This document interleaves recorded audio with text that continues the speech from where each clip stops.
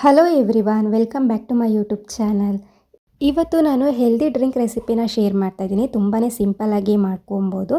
ನಾವು ಮಾಮೂಲಿ tea coffee ಎಲ್ಲ ಕುಡಿತಾ ಇರ್ತೀವಲ್ವ, ಅದ್ರ ಬದಲು ನಾವು ಈ ಥರ ಹೆಲ್ದಿ ಡ್ರಿಂಕ್ ಮಾಡಿಕೊಂಡು ಟೀ ಕಾಫಿ ಬದಲು ಕುಡಿಬೋದು. ನೀವು ಬೆಳಿಗ್ಗೆ ಆದರೂ ಕುಡಿಬೋದು, ಸಂಜೆ ಆದರೂ ಕುಡಿಬೋದು. ಇದನ್ನು ನೀವು ಸ್ಟೋರ್ ಕೂಡ ಮಾಡಿ ಇಟ್ಕೊಬೋದು. ಅದನ್ನು ಹೇಗೆ ಅಂತ ನಾನು ಹೇಳ್ಕೊಡ್ತೀನಿ. ಮನೇಲಿ ಏನಾದರೂ ಅತ್ತೆ ಬಾದಾಮ್ ಇದ್ದರೆ ಸಾಕು, ನೀವು ಇದನ್ನು ಒಂದು ರೆಡಿ ಮಾಡ್ಕೊಬೋದು. ತುಂಬಾ ಈಸಿಯಾಗಿ ಮಾಡ್ಕೊಬೋದು. ಇದಕ್ಕೆ ಸಕ್ಕರೆ ಬೇಕು ಅಂತ ಇಲ್ಲ. 10 ಬಾದಾಮ್ ಇದ್ದರೆ 3 ಗ್ಲಾಸ್ ಆಗುವಷ್ಟು ಈ ಡ್ರಿಂಕ್ ರೆಡಿ ಆಗೋಗುತ್ತೆ. ನಿಮಗೆ ಜಾಸ್ತಿ ಬೇಕಂದ್ರೂ ಜಾಸ್ತಿ ಕೂಡ ಮಾಡಿ ಇಟ್ಕೊಬೋದು. ಬೇಕಾದಾಗ ನೀವು ಅದನ್ನು ಯೂಸ್ ಮಾಡ್ಕೊಬೋದು. ಇದಕ್ಕೆ ಸಕ್ಕರೆ ಆಗಲಿ, ಟೀ ಪೌಡರ್ ಆಗಲಿ, ಕಾಫಿ ಪೌಡರ್ ಆಗಲಿ, ಇದನ್ನು ಯಾವುದನ್ನು ಕೂಡ ಯೂಸ್ ಮಾಡ್ತಿಲ್ಲ ನಾನು. ನೀವೇ ನೋಡಿ ಇದನ್ನು ಹೇಗೆ ಮಾಡೋದು ಅಂತ. ಈ ವಿಡಿಯೋನ ಪೂರ್ತಿಯಾಗಿ ನೋಡಿದ್ರೆ ನಿಮಗೂ ಕೂಡ ಗೊತ್ತಾಗುತ್ತೆ ಇದನ್ನು ಹೇಗೆ ಮಾಡೋದು ಅಂತ. ಹಾಗೆಯೇ ಈ ವಿಡಿಯೋನ ನಿಮ್ಮ ಫ್ರೆಂಡ್ಸ್ಗೆ, ಫ್ಯಾಮಿಲಿಗೆಲ್ಲ ಶೇರ್ ಮಾಡಿ. ನನ್ನ ಚಾನಲ್ನ ಏನಾದರೂ ಸಬ್ಸ್ಕ್ರೈಬ್ ಮಾಡ್ಕೊಂಡಿಲ್ಲ ಅಂದರೆ ಸಬ್ಸ್ಕ್ರೈಬ್ ಮಾಡ್ಕೊಂಡು ನೋಡಿ.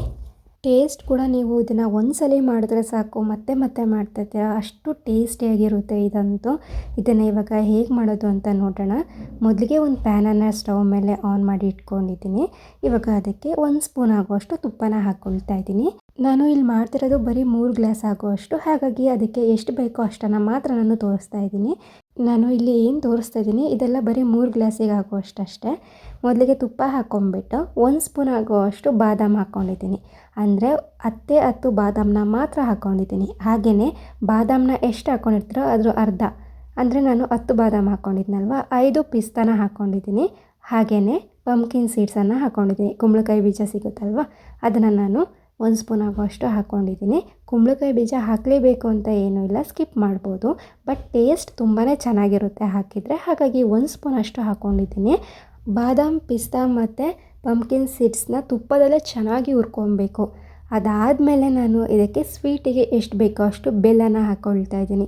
ಜಾಸ್ತಿ ಕೂಡ ಬೇಕಾಗೋದಿಲ್ಲ. ನಾನು ಇಲ್ಲಿ ಟೋಟಲಾಗಿ 3 ಸ್ಪೂನ್ ಆಗುವಷ್ಟು ಬೆಲ್ಲನ ಹಾಕ್ಕೊಂಡಿದ್ದೀನಿ. ನಿಮ್ಮ ಸ್ವೀಟ್ನೆಸ್ಸಿಗೆ ನಿಮ್ಗೆ ಏನಾದರೂ ಕರೆಕ್ಟಾಗಿ ಸ್ವೀಟ್ ಬೇಕು ಅಂತ ಹೇಳಿದ್ರೆ 3 ಸ್ಪೂನ್ ಹಾಕ್ಕೊಳ್ಳಿ. ನಾನು ಮೊದಲಿಗೆ 2 ಸ್ಪೂನನ್ನು ಹಾಕ್ಕೊಂಬಿಟ್ಟು ಅದು ಮೆಲ್ಟ್ ಆಗೋವರೆಗೂ ಚೆನ್ನಾಗಿ ನಾನು ತುಪ್ಪದಲ್ಲಿ ಮತ್ತು ನಾನು ಬಾದಾಮೆಲ್ಲ ಹಾಕಿದ್ನಲ್ವ ಅದರಲ್ಲೇ ಚೆನ್ನಾಗಿ ಹುರ್ಕೊಂಡಿದ್ದೀನಿ. ಅದಾದಮೇಲೆ ಮತ್ತೆ 1 ಸ್ಪೂನ್ ಆಗುವಷ್ಟು ಬೆಲ್ಲನ ಹಾಕ್ಕೊಂಡು ಮತ್ತೆ ಕ್ಲೀನಾಗಿ ಮಿಕ್ಸ್ ಮಾಡ್ಕೊಂಡಿದ್ದೀನಿ. ಈಗ ನೋಡಿ ಬೆಲ್ಲ ಎಲ್ಲ ಕರಗಿದೆ, ಸ್ವಲ್ಪ ಎಲ್ಲ ಗಟ್ಟಿಯಾಗಿದೆ ಬೆಲ್ಲ ಎಲ್ಲ. ಹಾಗೆ 1 ನಿಮಿಷ ಇದನ್ನು ಚೆನ್ನಾಗಿ ಮಿಕ್ಸ್ ಮಾಡ್ಕೊಳ್ತಾನೆ ಇರಬೇಕು. ಇವಾಗ ಅದನ್ನು ತಣ್ಣಗಾಗ್ಲಿಕ್ಕೆ ಹಾಗೇ ಬಿಟ್ಬಿಡೋಣ. ಜಾಸ್ತಿ ಏನು ಟೈಮ್ ತೊಗೊಳ್ಳೋದಿಲ್ಲ, ಒಂದು 10 ನಿಮಿಷ ಸಾಕು, ತಣ್ಣಗಾಗಿಬಿಡುತ್ತೆ ಫುಲ್ಲು. ಇವಾಗ ನೋಡಿ ತಣ್ಣಗಾಗಿದೆ, ಅಂದರೆ ನಾವು ಬೆಲ್ಲ ಎಲ್ಲ ಹಾಕಿರ್ತೀವಲ್ವ ಜಾಸ್ತಿ, ಅದು ಕಚ್ಕೊಂಡಿರುತ್ತೆ ಪ್ಯಾನಿಗೆಲ್ಲ, ಅದು ಕ್ಲೀನಾಗಿ ಸ್ಪೂನ್ ಸಹಾಯದಿಂದ ತೆಗಿಬೋದು. ಇವಾಗ ನೋಡಿ ಇದನ್ನು ಕ್ಲೀನಾಗಿ ತೆಕ್ಕೊಬೇಕಾಗುತ್ತೆ, ಗಟ್ಟಿಯಾಗಿರುತ್ತೆ ಅಲ್ವ ತಣ್ಣಗಾದ್ಮೇಲೆ, ಹಾಗಾಗಿ ಇವಾಗ ಸ್ಪೂನ್ ಸಹಾಯದಿಂದ ಇದನ್ನು ತೆಕ್ಕೊಬೇಕು. ಇವಾಗ ನೋಡಿ ಇಷ್ಟನ್ನು ಕೂಡ ನಾನು ತೆಕ್ಕೊಂಡಿದ್ದೀನಿ, ಈಸಿಯಾಗಿ ಬಂದುಬಿಡುತ್ತೆ. ಇವಾಗ ಇದನ್ನು ಒಂದು ಮಿಕ್ಸರ್ ಜಾರ್ ತೊಗೊಂಡ್ಬಿಟ್ಟು ಇಷ್ಟನ್ನು ಕೂಡ ಮಿಕ್ಸರ್ ಜಾರಿಗೆ ಹಾಕ್ಕೊಬೇಕು.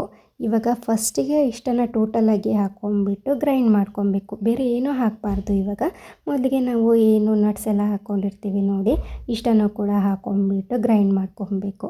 ಇವಾಗ ತೋರಿಸ್ತಾ ಇದ್ದೀನಲ್ವ, ಹಾಕ್ಕೊಂಡಿದ್ದೀನಿ, ಇಷ್ಟ ಆಗಿದೆ. ಇವಾಗ ಗ್ರೈಂಡ್ ಮಾಡ್ಕೊಂಬಿಟ್ಟು ತೋರಿಸ್ತಾ ಇದ್ದೀನಿ ನೋಡಿ. ಫುಲ್ ಏನು ಗ್ರೈಂಡ್ ಮಾಡ್ಕೊಳ್ಳೋದು ಬೇಕಾಗಿಲ್ಲ, ಸ್ವಲ್ಪ ಮಾಡಿಕೊಂಡ್ರೆ ಸಾಕು.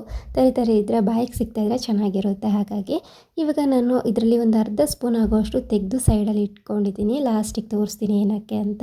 ಇವಾಗ ಅದಕ್ಕೆ ಒಂದು 2 ಸ್ಪೂನ್ ಆಗೋಷ್ಟು ಹಾಲನ್ನು ಹಾಕ್ಕೊಂಬಿಟ್ಟು ಒಂದೇ ಒಂದು ಏಲಕ್ಕಿನ ಹಾಕ್ಕೊಂಡು ಗ್ರೈಂಡ್ ಮಾಡ್ಕೊಬೇಕು. ಹಾಲನ್ನು ಕಾಯಿಸಿ ಆರಿಸಿ ಇಟ್ಕೊಂಡಿದ್ದೆ ನಾನು, ಆ ಹಾಲನ್ನೇ ಯೂಸ್ ಮಾಡ್ತಾಯಿದ್ದೀನಿ. ಇವಾಗ ಅದನ್ನು ಗ್ರೈಂಡ್ ಮಾಡ್ಕೊಂಡಿದ್ವಲ್ಲ, ಅದೇ ಪ್ಯಾನಿಗೆ ಇದನ್ನು ಗ್ರೈಂಡ್ ಮಾಡಿರೋದನ್ನ ಹಾಕ್ಕೊಂಬಿಟ್ಟು ಮಿಕ್ಸರ್ ಜಾರಿಗೆ 1 ಗ್ಲಾಸ್ ಆಗೋಷ್ಟು ಹಾಲನ್ನು ಹಾಕ್ಕೊಂಡು ನಾನು ಅದಕ್ಕೇ ಆ್ಯಡ್ ಮಾಡ್ಕೊಳ್ತಾ ಇದ್ದೀನಿ. ನೀವೇ ನೋಡ್ತಿದ್ದೀರಲ್ವ, ಜಾಸ್ತಿ ಏನು ಇಂಗ್ರೀಡಿಯೆಂಟ್ಸೇ ಬೇಕಾಗಿಲ್ಲ, ಬೇಗನೆ ಮಾಡ್ಕೊಬೋದು. ಹಾಗೆಯೇ ಆರೋಗ್ಯಕ್ಕೂ ಕೂಡ ತುಂಬಾ ಒಳ್ಳೆಯದು, ಬಾದಾಮೆಲ್ಲ ಯೂಸ್ ಮಾಡಿರ್ತೀವಿ. ಇವಾಗ ಇದನ್ನು ಮೀಡಿಯಮ್ ಫ್ಲೇಮಲ್ಲೇ ತಿರುಗಿಸ್ತಾನೆ ಇರಬೇಕು. ಇವಾಗ ಸ್ವಲ್ಪ ಗಟ್ಟಿಯಾದರೆ ಸಾಕು, ಜಾಸ್ತಿ ಬೇಕು ಅಂತ ಇಲ್ಲ, ಸ್ವಲ್ಪ ಗಟ್ಟಿಯಾದರೆ ಸಾಕಾಗುತ್ತೆ. ಇವಾಗ ತೋರಿಸ್ತಾ ಇದ್ದೀನಿ ನೋಡಿ, ತಿರುಗಿಸ್ತಾನೇ ಇದ್ದೀನಿ, ಸ್ವಲ್ಪನೇ ಅದು ಗಟ್ಟಿ ಆಗ್ತಾ ಇರುತ್ತೆ. ಜಾಸ್ತಿ ನಾನು ಗಟ್ಟಿಯಾಗಿ ಹೋಗ್ಬಿಟ್ಟಿಲ್ಲ, ಸ್ವಲ್ಪ ಆದರೆ ಸಾಕು. ಜಾಸ್ತಿ ಕೂಡ ಮಾಡ್ಕೊಬೋದು, ನಿಮಗೆ ಹೇಗೆ ಬೇಕೋ ಹಾಗೆ. ನಾನು ಜಾಸ್ತಿ ಮಾಡಿಲ್ಲ, ತೋರಿಸ್ತಾ ಇದ್ದೀನಿ ನೋಡಿ. ಇವಾಗ ಅದು ಕುದೀತಾ ಸ್ವಲ್ಪ ಗಟ್ಟಿ ಆಗ್ತಾ ಬರುತ್ತೆ.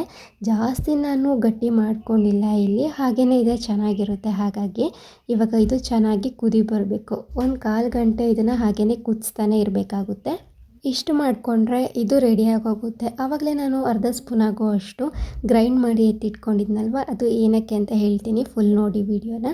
ಇವಾಗ ಇದು ಕೂಡ ಆಗ್ತಾ ಬಂತು. ಇವಾಗ ಇದನ್ನು ಸ್ಟವ್ನ ಆಫ್ ಮಾಡ್ಕೊಂಡ್ಬಿಟ್ಟು ಸ್ವಲ್ಪ ತಣ್ಣಗಾಗ್ಲಿಕ್ಕೆ ಬಿಡೋಣ. ನಿಮಗೆ ಬಿಸಿ ಬಿಸಿ ಬೇಕು ಅಂದರೂ ಕೂಡ ಹಾಗೇ ಕುಡಿಬೋದು, ಇಲ್ಲ ತಣ್ಣಗೆ ಇಷ್ಟ ಅಂತ ಹೇಳಿದ್ರೆ ಹಾಗೂ ಕೂಡ ಕುಡಿಬೋದು. ಇವಾಗ ನೋಡಿ ಒಂದು ಬೌಲಿಗೆ ಹಾಕಿ ತೋರಿಸ್ತಾ ಇದ್ದೀನಿ ನಾನು ಎಷ್ಟಾಗಿದೆ ಅಂತ. ಬರೀ 10 ಬಾದಾಮಲ್ಲಿ 3 ಗ್ಲಾಸ್ ಆಗುವಷ್ಟು ಈ ಹೆಲ್ದಿ ಡ್ರಿಂಕ್ ರೆಡಿನೇ ಆಗೋಗುತ್ತೆ. ಇವಾಗ ಇದು ರೆಡಿ ಆಯಿತು. ನಾನು ಆವಾಗಲೇ ಎತ್ತಿಟ್ಕೊಂಡಿದ್ನಲ್ವ ಅರ್ಧ ಸ್ಪೂನ್ ಆಗುವಷ್ಟು ಗ್ರೈಂಡ್ ಮಾಡಿರೋದನ್ನ ಇವಾಗ ಒಂದು ಸಣ್ಣ ಬೌಲ್ನ ತೊಗೊಂಡ್ಬಿಟ್ಟು ಅದಕ್ಕೆ ಹಾಕ್ಕೊಳ್ತಾ ಇದ್ದೀನಿ. ಹಾಗೆಯೇ ಸ್ವಲ್ಪ ಕೋಕೋ ಪೌಡರನ್ನು ಹಾಕ್ಕೊಳ್ತಾ ಇದ್ದೀನಿ. ಟೇಸ್ಟ್ ಚೆನ್ನಾಗಿರುತ್ತೆ. ಹಾಗಾಗಿ ಇವಾಗ ಇದೆರಡನ್ನೂ ಕೂಡ ಹಾಕ್ಕೊಂಡ್ಬಿಟ್ಟು ಚೆನ್ನಾಗಿ ಮಿಕ್ಸ್ ಮಾಡ್ಕೊಬೇಕು.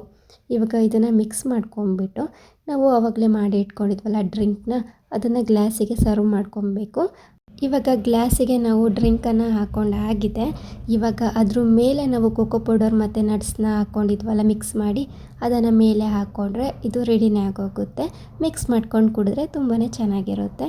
ನೀವು ಟ್ರೈ ಮಾಡಿ, ಹೇಗಿತ್ತು ಅಂತ ಕಮೆಂಟ್ ಮಾಡಿ. ಹಾಗೆಯೇ ಇವತ್ತಿನ ವಿಡಿಯೋ ಕೂಡ ಇಷ್ಟೇ. Thank you for watching.